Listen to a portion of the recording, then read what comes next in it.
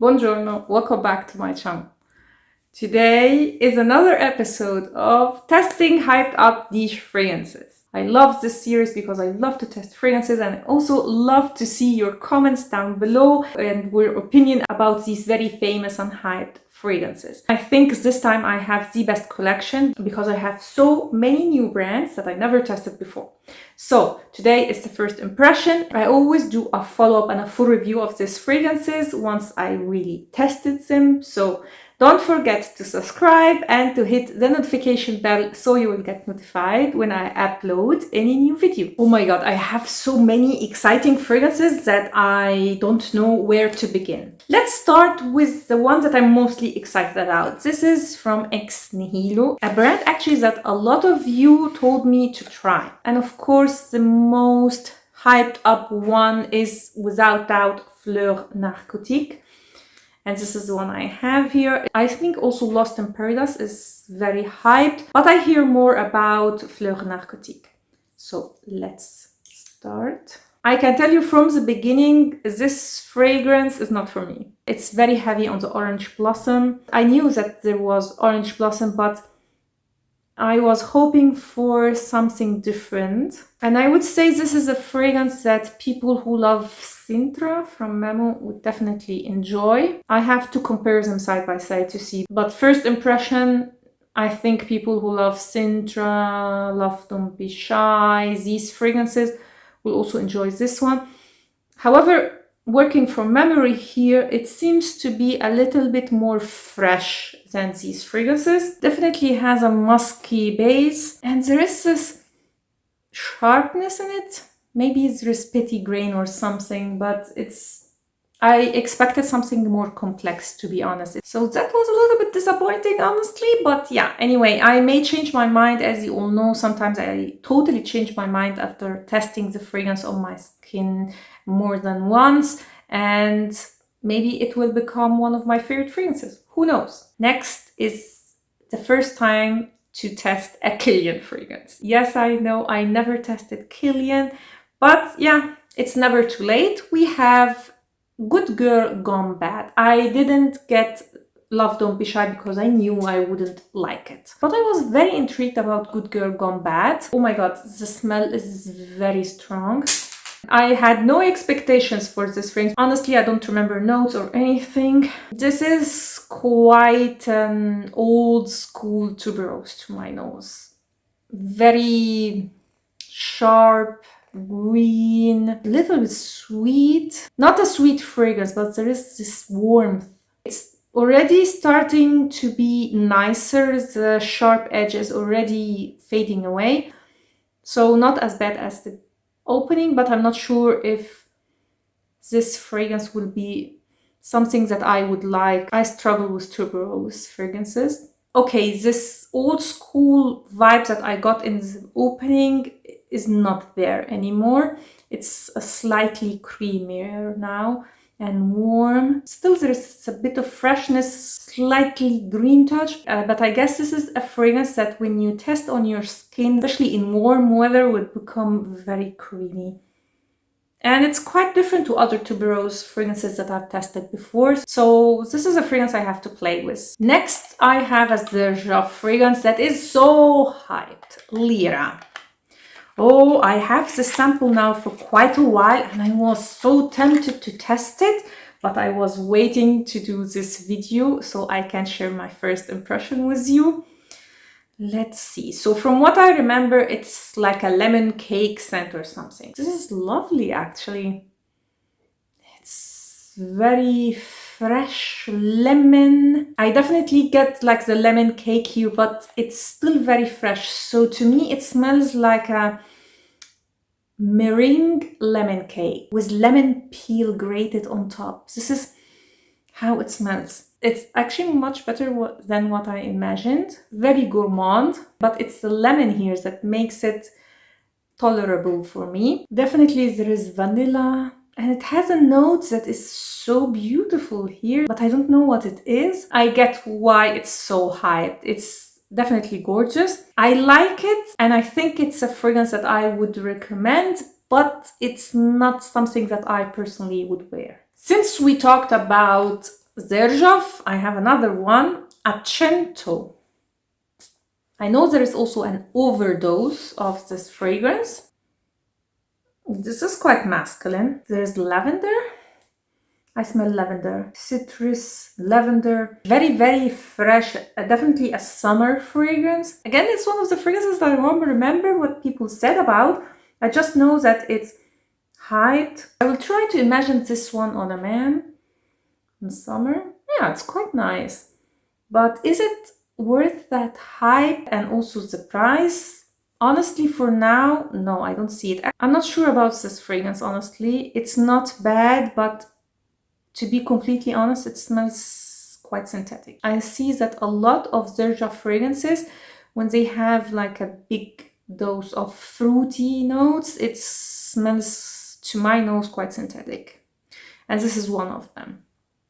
So, I don't know, not a fan. So this episode is not going as I imagined, honestly. So next we have Leisure in Paradise from Simone Andreoli. This is so hyped. I mean, Simone Andreoli is now extremely hyped. What I remember from the reviews that it was like a fruity fragrance.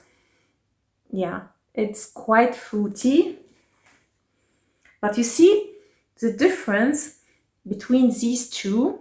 Also because I think this is a masculine fragrance. This is sharp. This is not a sharp fragrance. I expected something fresh. It's not fresh. It's tropical. It's creamy.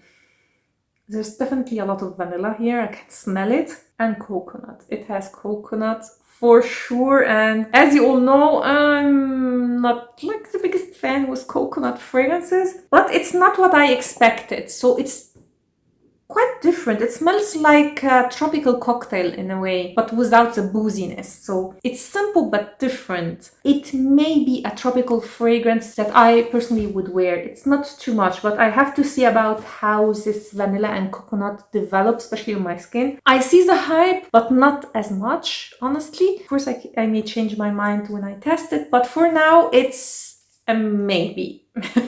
It's a maybe fragrance. It's not bad. Next is Note Vanille from Micaleff. Now I am actually filming this video especially for this fragrance because I just received it and I couldn't wait. I wanted to test it immediately, so I said now is the time to film my episode. I don't remember much. Of course there is vanilla in this fragrance, but I remember that the notes spoke to me in a way. So let's see if it is worth the hype. It's not one of these very sticky, sweet vanilla fragrances. It's quite light, fresh. It's floral. It reminds me just a little bit of Cinema from Yves Saint Laurent. But it doesn't have the citrusy opening. This is more warm. It's amber. It's one of these signature-worthy fragrances, I would guess. It's not too sweet or warm to be worn like only in winter or autumn. It's light and fresh enough to be worn all year round. Very easy-going fragrance. And it's in the same vibe also as Dama Bianca from Xerjoff. Not that this is a dupe of any of these fragrances, but it just gives me the same effect. So these light, fresh vanilla fragrances that smell a little bit sophisticated, are signature-worthy, everyday kind of scents. For now I like it, but there is a note that I'm a little bit not sure about. Could be sandalwood, I'm not sure. It's a little sharp. I don't know. It's definitely the fragrance that I'm going to start to test first because it seems like something that I would like eventually. Oh yes, we have to test this one. This is from Byron, Mula. This fragrance is so loved. They also have, I think, Mula Extreme and the Chronic also from Byron. All these fragrances are very hyped and people seem to like really love them. Let's see. Okay, this is not what I expected. I expected a very sweet fragrance.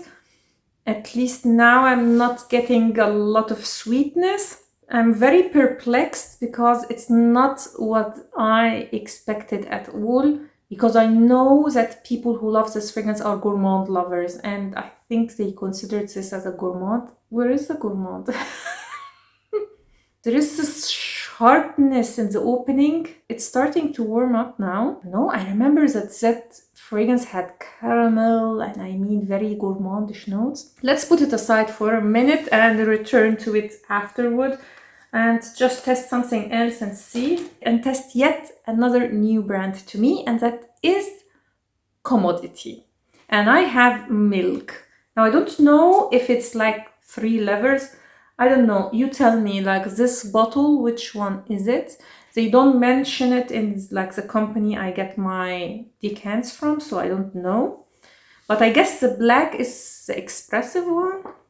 I don't know. Tell me in the comments down below. Not what I expected. This is not so milky as I imagined. It's powdery, musky, and it's milky in consistency, but not as a smell. I don't get a lot of milk here, but there is some sharpness here that puts me off just a little bit. But overall, I am impressed, actually. I was a little bit concerned with milk because lactonic fragrances turn acidic on my skin, but it's not lactonic. It's definitely sweet and slightly man, I don't know what is it. Let me check the notes. Milk, musk, okay, marshmallow, okay, that explains the sweetness, mahogany, and tonkaline. So I guess it's the mahogany that I don't like here. It's quite sharp in a way. Definitely a unisex fragrance. I wonder if like the intimate version, the one I think that comes in the white bottle, has also like the mahogany note in it. I think it's that note that I don't like here. Let's move on to what else do we have? We have from Nishane, Fan Your Flames. Nishane has one of the best names, in my opinion, for fragrances. I mean, 100 Silent Ways. What a name. Fan Your Flames. This is nice. Oh, I think I found my favorite one. This is sweet. And I don't know. I expected something fresh because of the name, maybe. I don't know. Like almost like Leisure in Paradise. Where is it? I know now. It's coconut. It has coconut, but also some fruitiness. But this smells much more expensive than Leisure in Paradise. Not that they are like very similar fragrances. I'm just talking about how the coconut is done in both. Oh yeah. This is next level. This is the coconut that I would wear. Oh, this is nice. Creamy, you know? It's very creamy without being cloying. The sweetness is going down now. And I'm starting to smell, I don't know, something woody, something... I don't know what I'm smelling. Quite a unique scent. Could it be like a slight vetiver note? I don't know, something dry.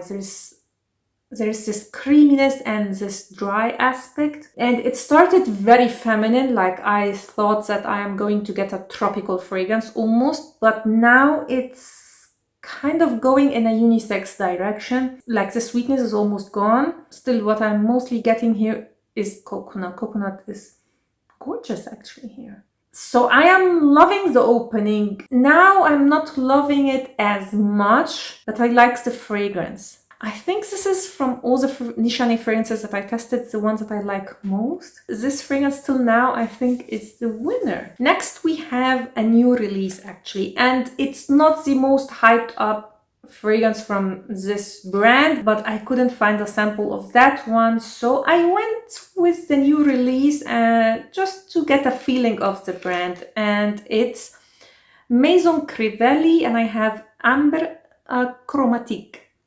Of course, Hibiscus Mahajad is the most hyped one.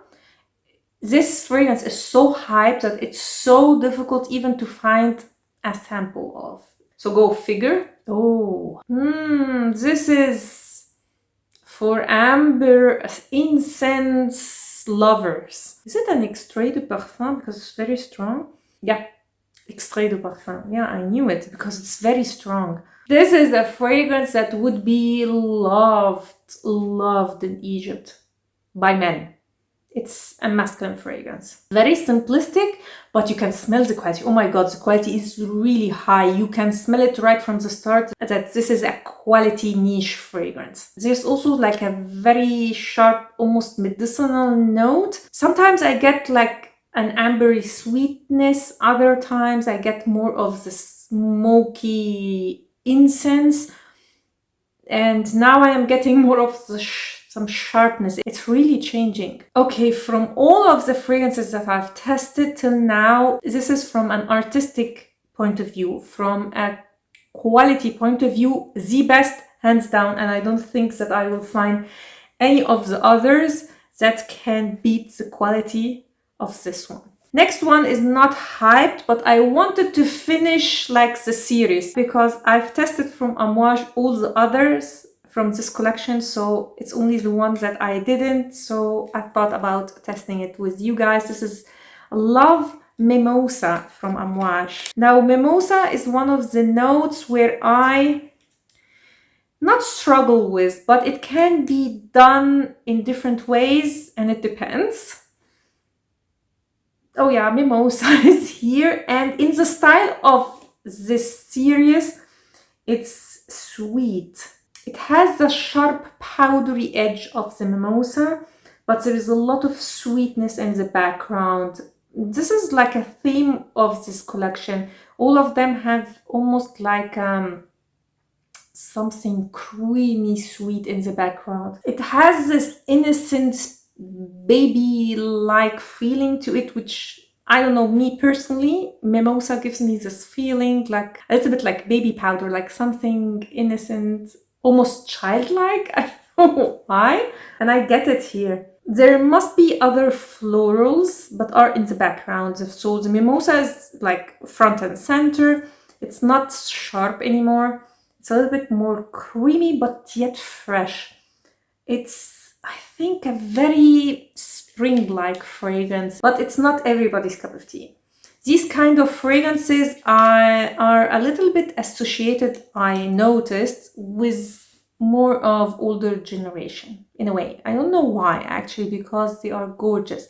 So these flowers that are not your typical ones, so not jasmine, you know, rose. It's one of these fragrances that smell a little bit like something that you picked out of the garden, you know, but it's mixed here with something almost gourmand, almost creamy like in the background.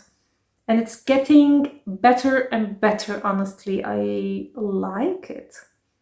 Is it my favorite? I'm not sure. But I like it. The mimosas that I like. Last fragrance is, again, as usual, private collection. And it's from Chanel and it's 1932. Now, I have no expectations of this fragrance. It's not even hyped up, but it's the last from the Les Exclusives line that I have a sample of. And I said, why not testing it with you? Let's see. Oh.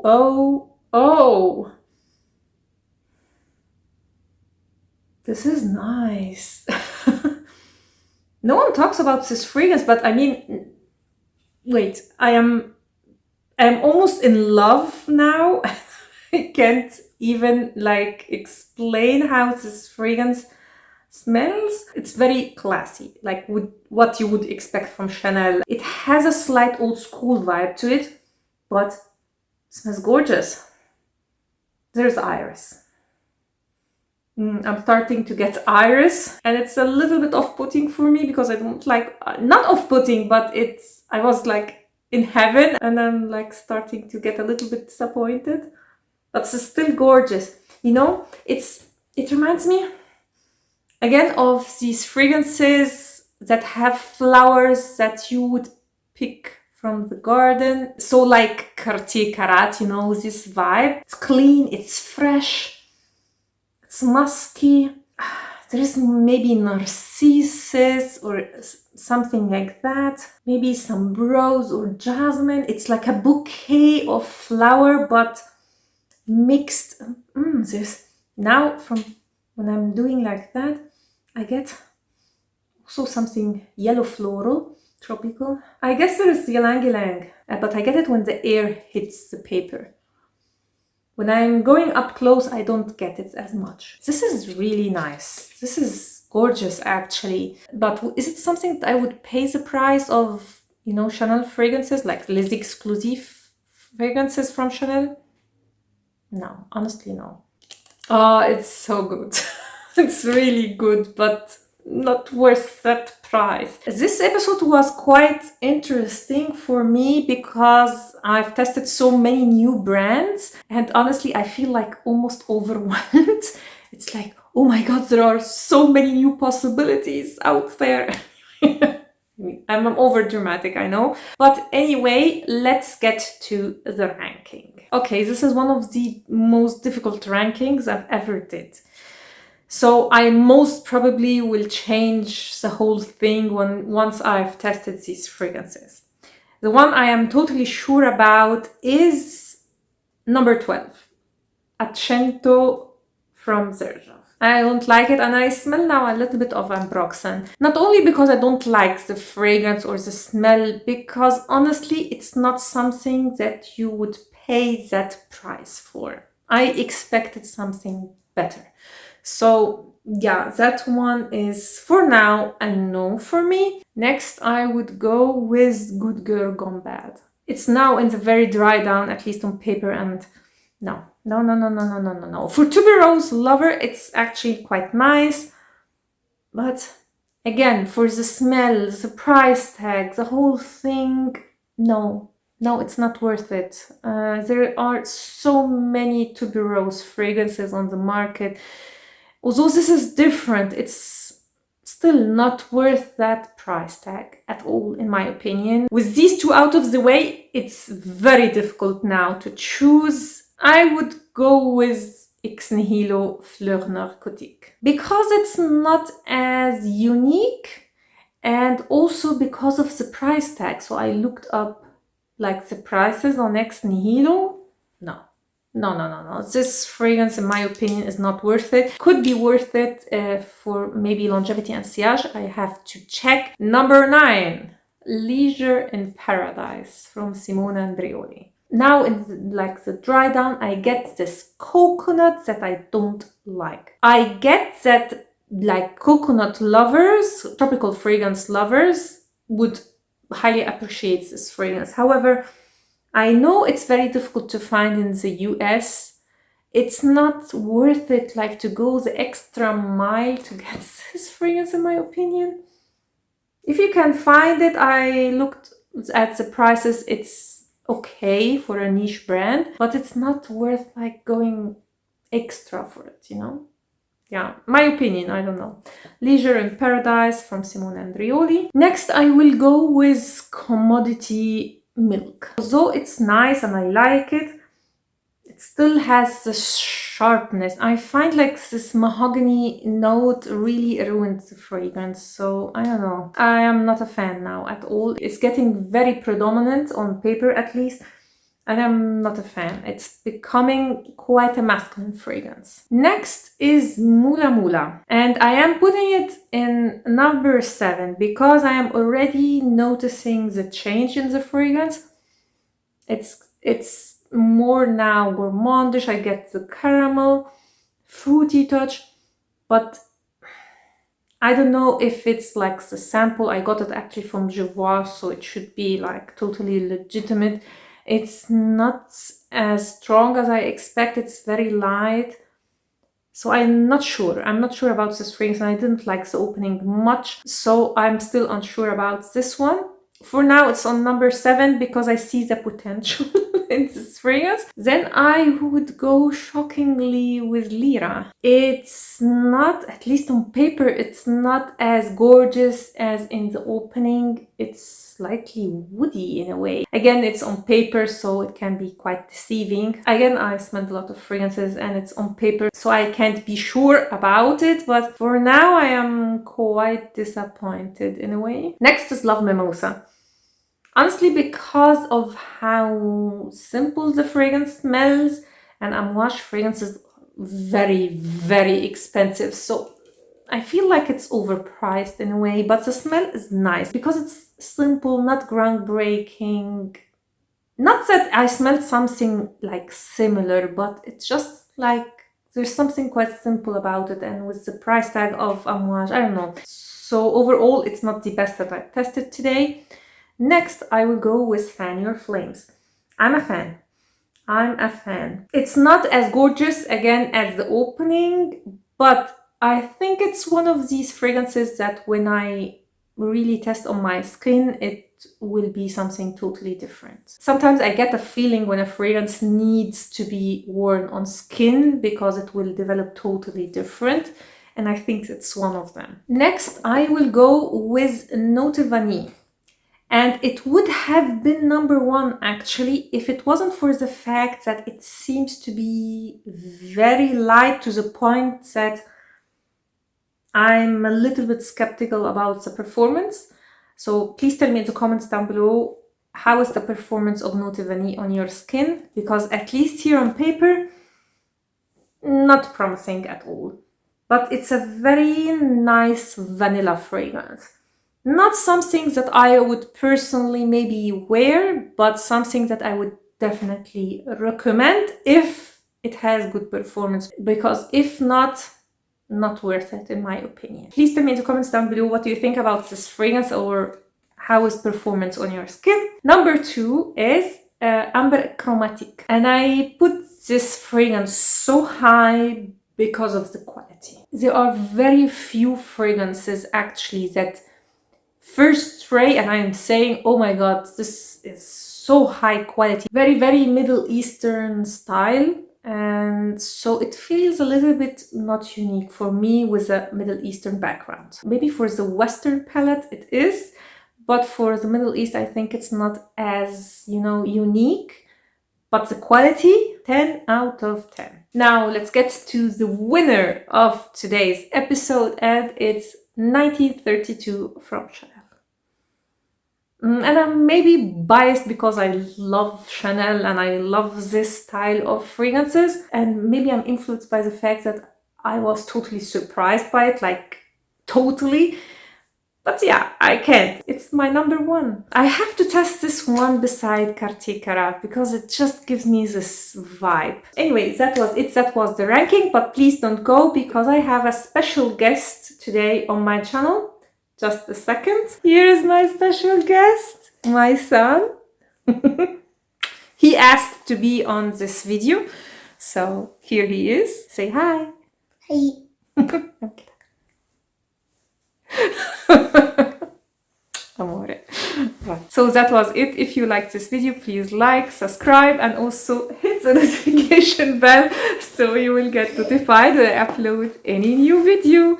Don't forget also to follow me on Instagram. And if you want more of this series, please check the description down below. You will find the playlist of all the previous episodes. Thanks a lot for watching and see you next time. Ciao.